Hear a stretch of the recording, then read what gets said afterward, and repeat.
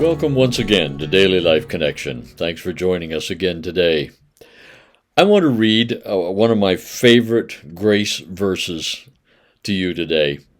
We're exploring the God of grace and what that means to us and how we live our lives and what it means to us for our future. And today I'm reading Romans chapter 5, verse 15. And I'm reading from the Revised English Bible because I think it just says it so brilliantly. Just listen to this one. This is so good. If this doesn't stir your heart, I don't know what will. Verse 15, God's act of grace. Now, what's God's act of grace? Well, it's what he accomplished in Jesus, what Jesus did. God's act of grace is out of all proportion to Adam's wrongdoing. For if the wrongdoing of that one man, Adam, brought death upon so many, listen to this, its effect is vastly exceeded by the grace of God, and the gift that came to so many by the grace of the one man, Jesus Christ. Isn't that amazing? I got to read it again for you. God's act of grace is out of all proportion to Adam's wrongdoing.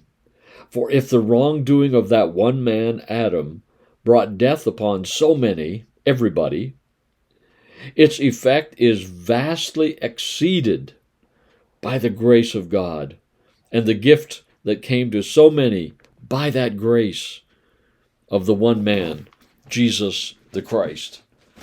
That is just an amazing verse. We could spend months on that. We could spend the rest of our lives exploring what all of that means. God's gift of grace is out of all proportion to what happened when Adam and Eve sinned. Its effect is vastly exceeds the effects of what happened when humankind fell and entered into sin and curse came upon the world. This just declares Jesus didn't just potentially give us a path that we might be able to make it out of the mess. What Christ has done for us by his grace is to totally demolish and undo what Adam did. Adam brought the curse to everybody. Jesus brings blessing to everybody. Adam made us all sinners. Jesus made us all righteous or right with God. Adam brought the death sentence on humanity. Jesus brings a resurrection sentence on humanity. Wow, we could get shouting here if we go on much longer. The grace of God in Christ is vastly superior to what Adam did. I think sometimes, in the church, we get so focused on sin and brokenness and the mess in our world that we almost lose hope. We begin to despair. We begin to become critical and tense and strict and gloomy. We need to focus on what Jesus did. He more than just helped us get out of the mess. He totally turned the switch and moved it. It's all going the other direction. It says in Corinthians, as in Adam all die, so in Christ all will be made alive. That's vastly superior to or exceeding or out of proportion to what Adam did.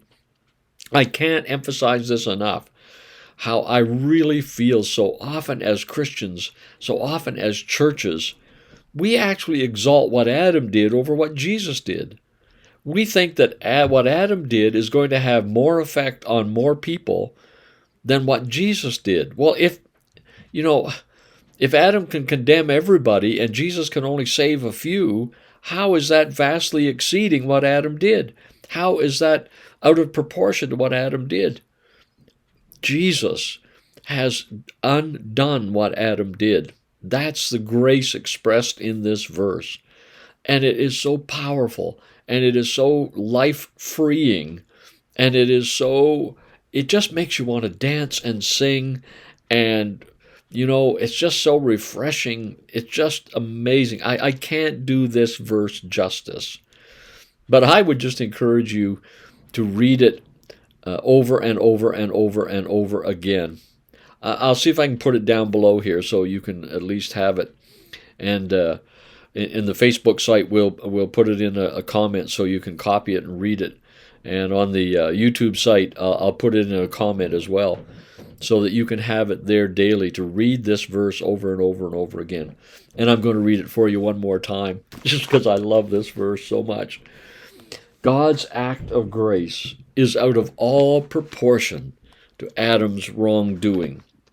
For if the wrongdoing of that one man brought death upon so many, its effect is vastly exceeded by the grace of God, and the gift that came to so many, or to the many actually, by the grace of the one man, Jesus Christ.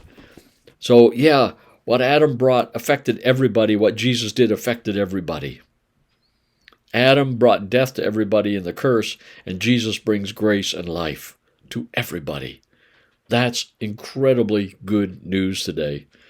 Well, let's think about that, and we'll talk again tomorrow.